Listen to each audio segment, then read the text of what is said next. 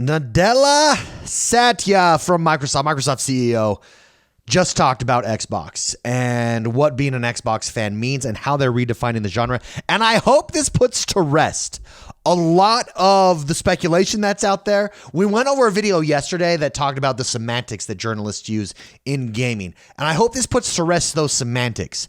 I don't know that it will. I think that's just the name of the game here. But we're going to go over exactly what the CEO of Microsoft said when it comes to Xbox and their new strategy. And they're all in. They're all in on it. There should be no doubt here at what Xbox is doing. This is not any different. He has not said anything different here than he said in the past, but he did clarify some stuff. So we're going to go over it. First, we're going to read the write-up from gamefile.news where this originally was posted.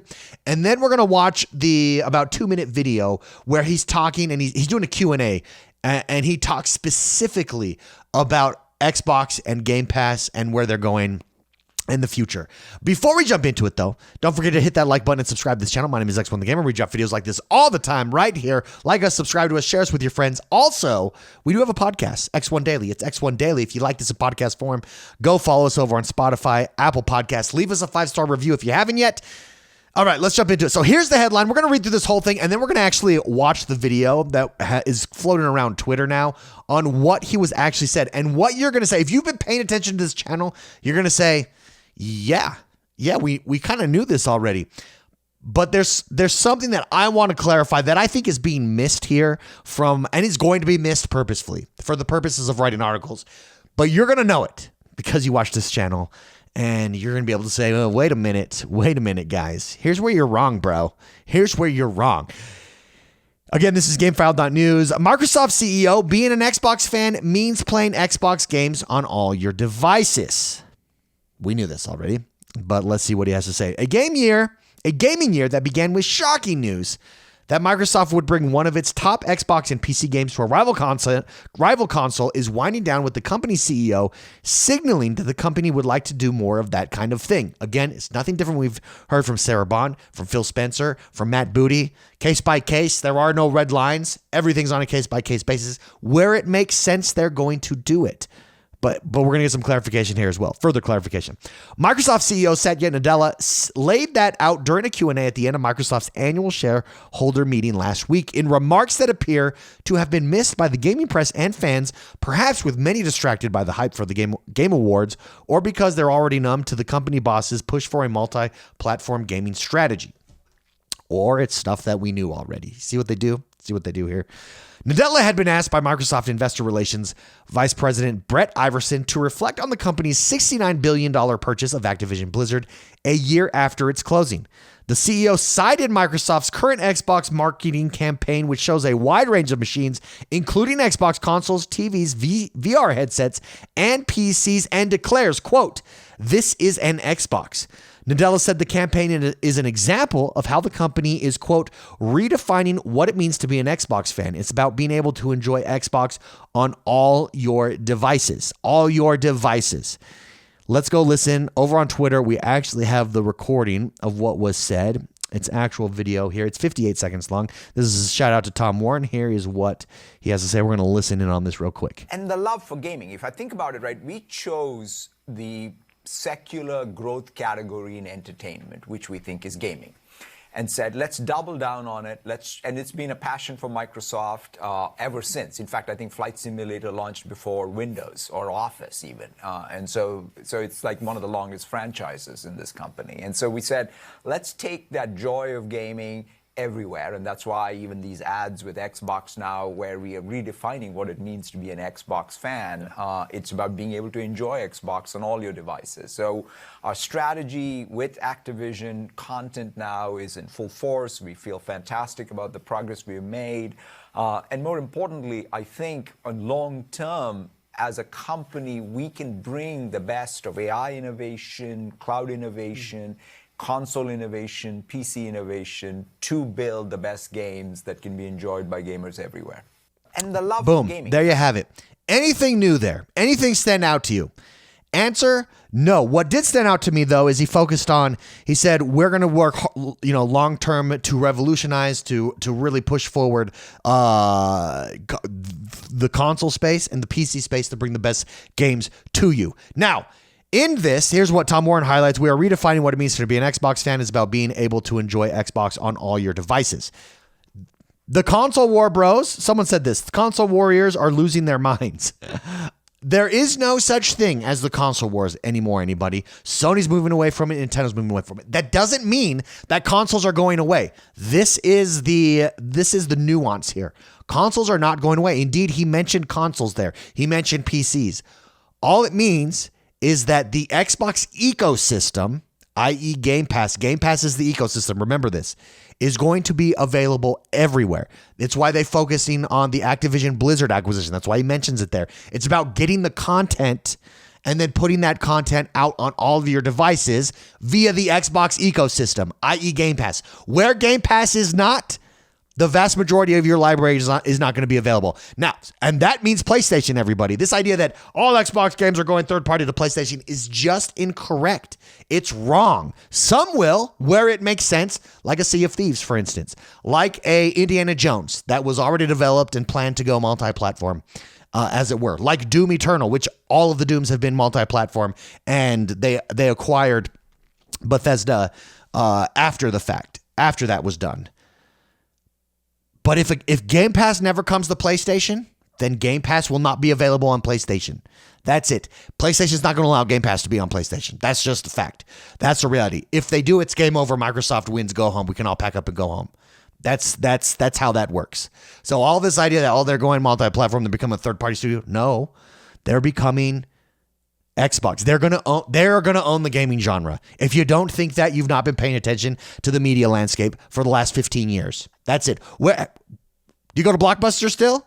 Do you go rent your movies at Blockbuster? No, you don't. Do you buy them? Do you buy them from Best Buy? Have a huge DVD collection? No, some of you may, but there's like one, not even one row. There's like one thing at the end of the aisle with DVDs on it, or Blu-rays rather. Nope, no, you don't. What do? You consume it via subscription services. Xbox is going to be that for gaming. And he's right. He's 100% right here. That's what they're in it for the long haul. They're in it for the long term. The decisions being made today will affect Game Pass going forward. Being an Xbox fan means playing Xbox games on all your devices. That means PlayStation. No, it doesn't.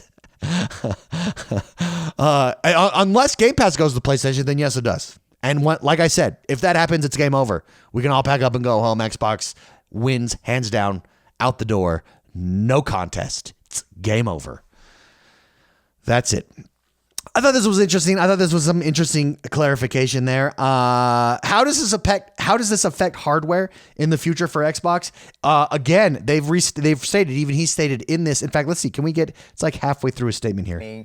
Everywhere, and that's why even these ads with Xbox now, where we are redefining what it means to be an Xbox fan, it's about being able to enjoy Xbox on all your devices. So our strategy with Activision content now is in full force. We feel fantastic about the progress we've made, and more importantly, I think on long term, as a company, we can bring the best of AI innovation, cloud innovation, console innovation, PC innovation to build the best games that can be enjoyed by gamers everywhere. Yeah, it's beautiful. I could not be more excited. And I think just paying attention logically, this is the case. Now you're going to see, guaranteed, you're seeing it today already on social media. If you're active on social media, gaming journalists playing semantics with this. This means they're going third party. This means they're going everywhere. This means they're going to be on PlayStation. No. If Game Pass is on PlayStation, then yes.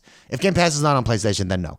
It does mean that they're continuing to make gaming devices. They're going to make PC.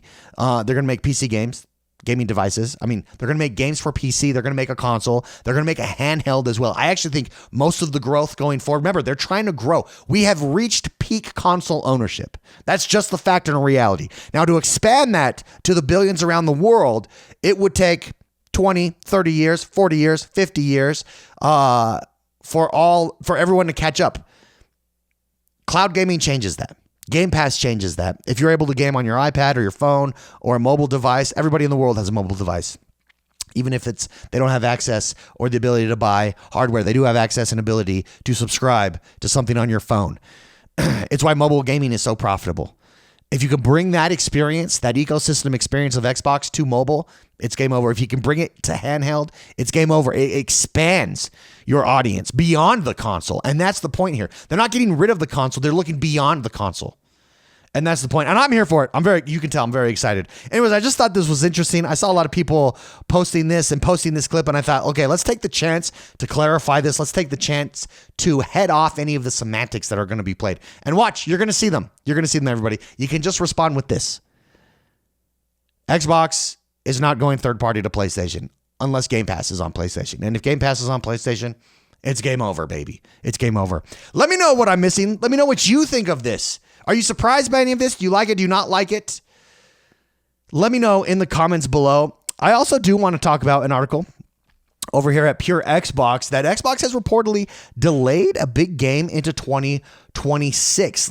And it's being rumored. It's coming from Jeff Grubb.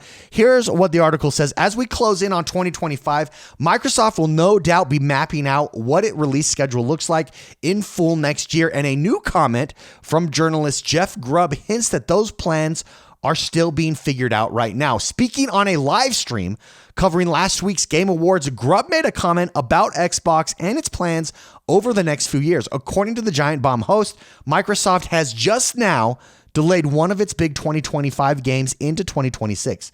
Quote, here's what he said. Xbox had a big game that was supposed to come out in 2025 that just now got delayed. Grubb went on to say that Outer Worlds 2, which came up during the Game Awards, has been slotted into 2025 in place of this mystery game. The host then speculates that this game could be Perfect Dark, but news on that title's release window is yet to be confirmed by Microsoft anyway. Of course, this so-called big game could be lots of things. Fable, Gears of War, Doom, South of Midnight. The latter seems unlikely given its extensive coverage recently. Yeah, I don't think it's South of Midnight at all. Either way, this is all rumor about an internal delay, so we'll have to wait and see. It is interesting to me that Outer Worlds 2 is filling in that slot, that release slot for Xbox for whatever this big game is. It could be Perfect Dark. We've not seen a lot about Perfect Dark.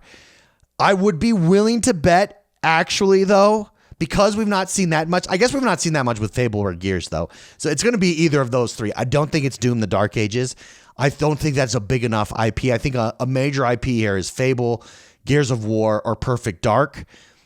Regardless, if let's say that's the game that is delayed till 2026, and if it's only one of those three and we get the other two, so for instance, let's pretend it is Perfect Dark for a minute and we are getting in 2025 Fable and Gears of War. Let's pretend we get no other games released for the year except those two. That is a successful year. That is a hugely successful year. And this is where Xbox is at right now. That's not it. Like they mentioned, Doom, South of Midnight, Avowed already that we know about, all coming to Game Pass. So regardless of Outer Worlds 2, for crying out loud, out of all the games that it could be that is delayed, if he's correct in this rumor, and I don't have any reason to believe he's not, we're still getting two of the three amazing, like huge games. Let's say it's Perfect Dark and Gears of War that come, or Perfect Dark and Fable and Gears of War is delayed. My favorite, my personal choice, because I'm not a huge Perfect Dark fan, and I don't know how you bring Perfect Dark to the modern world and not be generic. You know what I mean? Like Perfect Dark at its time was revolutionary. Perfect Dark now, you've got it. If you want to be the same, you got to be revolutionary. And it's going to take some really smart people to do that. I don't think it's Perfect Dark. I think it is Perfect Dark that is delayed. I would prefer to get Fable and Gears this year. And if we get both of those titles this year, we said game over already. Wow, what a year. Wow. I mean, that's a big year. Again, let me know what you guys think. What game do you think it is? And what combination of those games would you like to see? Do you want to see Fable and Perfect Dark, Gears and Perfect Dark, Perfect Dark or Gears and Fable? That's the only combinations, right? Did I just list them all? I think I did. Let me know. Let me know in the comments below. We're going to wrap it up and leave it there. I love hanging out with you guys every day. I love talking about all things Xbox, expressing my opinion and views on it, and hearing from you guys as well. There's always really good opinions in comments. There's always some really dumb ones as well. Shout out to the dumb ones. Love reading those ones. They give me a good chuckle. So if you haven't yet, make sure you hit that like button and subscribe to this channel. I'm X1 the Gamer. Drop videos like this all the time. Thanks for hanging out. Have a great rest of your day, and we'll see you next time. Bye-bye.